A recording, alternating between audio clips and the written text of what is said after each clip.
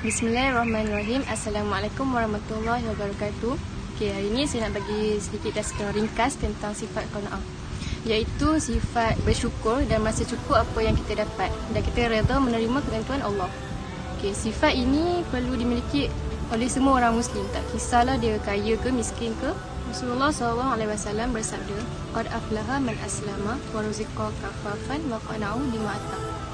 Yang bermaksud, sungguh beruntung orang Islam itu mempunyai rezeki yang cukup dan Allah menganugerahkan sifat qanaah padanya. Kita sebagai manusia ni, kita seringkali mudah terlupa dengan nikmat Allah yang beri kat kita.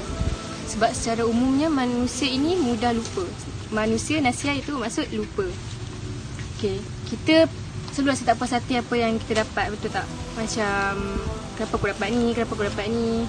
Contoh dia macam student. Kalau student, dia ada tenaga, dia ada masa, tapi dia tak ada harta kan. Lepas tu kalau orang yang bekerja pula, dia ada harta, dia ada tenaga, tapi dia tak ada masa. Warga emas pula, dia tak ada tenaga, tapi dia ada masa, dia ada harta kan. Macam ni lah manusia. Kehidupan ni, inilah kehidupan kan. Kita dianugerahkan sesuatu dan kita diambil balik sesuatu.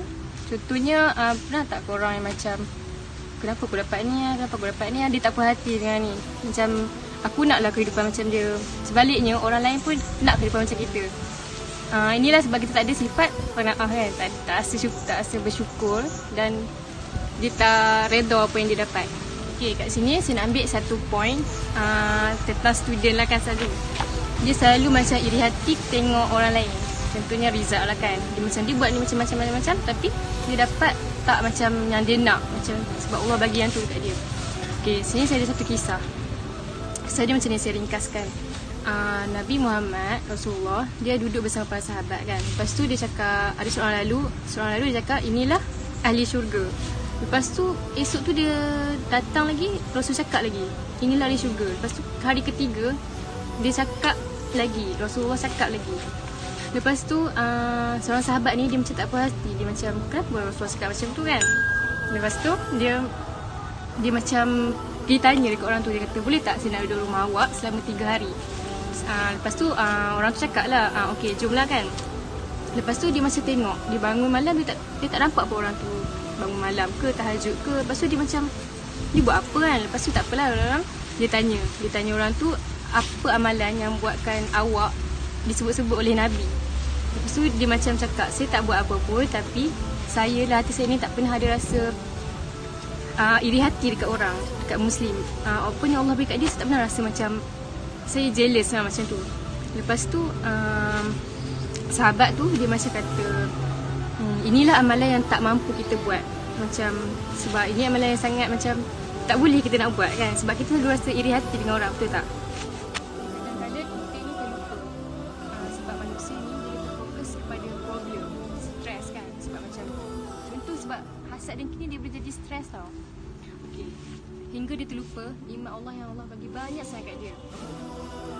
Maka dia menjadi orang yang stres. Sebenarnya bersyukur itu kan solution untuk kita atasi stres kan. Semakin fikir problem, kita akan semakin stres. Now sekarang cuba cakap macam ni. Saya nak fikir tentang nikmat Allah yang beri dekat saya. Bila dia fikir nikmat Allah, dia akan dapat Islam, iman, Rasulullah, dia akan nikmat bernafas, berjalan. Banyak sangat nikmat yang Allah bagi yang dia boleh fikir.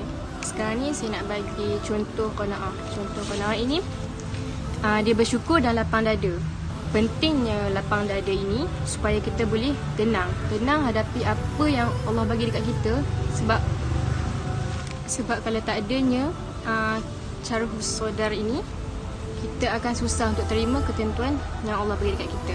Itu yang pertama. Yang kedua, kita kalau kita ada sifat qanaah ni, kita tak akan rasa give up dan kecewa untuk kita teruskan hidup. Macam contohnya dia jadi benda apa-apa yang kat dia tak rasa macam give up. Dia macam terus nak berusaha untuk kerja lebih keras lagi.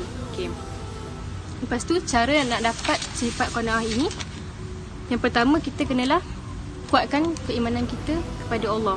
Contohnya kita kena selalu dekatkan diri kita dengan Allah kan. Semakin kita dekatkan diri kita, kita akan, benda yang kita usahakan tu akan lebih mantap lagi kan. Kita kena percaya dengan Allah. Macam contohnya, apa yang Allah bagi tu, apa yang Allah buat, apa yang Allah tentukan itu pasti ada kebaikan dia. Cuma kita belum tahu. Belum tahu bukan maksud tak ada. Ada, cuma kita belum tahu. Okay, itu poin yang pertama. Yang kedua, kita kena yakin rezekinya Allah atur ini adil untuk kita. Rezeki ni Allah dah atur elok dah untuk kita semua. Allah tu kan maha adil.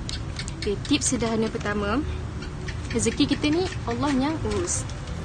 Maka just percaya, nanti Allah bagi apa pun terserah dekat Allah. At last kadang-kadang benda yang Allah bagi tu kita tak pernah duga benda tu yang Allah nak bagi dekat kita kan. So kita kena yakin je, ikut Allah bagi macam mana pun kita kena terima. Okay, yang ketiga, untuk dapatkan sifat qanaah ini, kita kena belajar dan amalkan Al-Quran. Al-Quran ni sangat penting dalam hidup kita. Sebab Al-Quran ni adalah pedoman hidup kita dan hati kita akan sentiasa tenang apabila kita membaca Al-Quran. Betul tak? Allah akan bagi kelapangan sesudah kesempitan. Maksudnya kalau ada apa-apa, Al-Quran. Ada apa? Al-Quran. Baca Al-Quran. Jangan ingat Allah tak bagi apa yang kita nak. Allah tak sayang kita. Sebab kita kena belajar hikmah. Kita kena pelajari hikmah perbezaan benda yang diberi oleh Allah. Maksudnya, pernah tak kita kadang tu bersyukur dengan musibah yang kita dapat?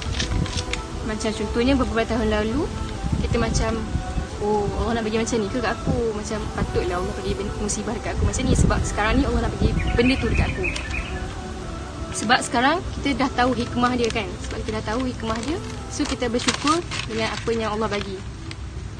Tetapi walaupun kita belum tahu hikmahnya, kita kena yakin hikmah tu ada. Kalau kita tak tahu pun macam apa Allah nak bagi dekat aku ni, tapi kita kena yakin mesti ada hikmah Allah nak bagi. Cuma kita belum tahu. Okey, jom kita belajar terima kehendak Allah Subhanahu Wa Taala. Okey, kan kita dah percaya dekat Allah kan? Lepas tu kita jangan ragu dekat Allah dan kita libatkan Allah dalam setiap urusan kita. Maknanya kalau kita letak Allah dalam urusan kita, semua tu akan jadi mudah. Allah akan pemudahkan semua. Just letak Allah dalam urusan kita. Okey, lepas tu yang last sekali kita kena berdoa supaya dapat sifat qanaah macam ni. Allah berilah aku sifat yang bersyukur. Aku nak jadi orang yang bersyukur. Sebab sifat ini sifat Rasulullah yang patut kita contohi kan. Okey. Okey, so dekat sini kita dalam urusan dunia ni kita kena tengok orang yang bawah kita.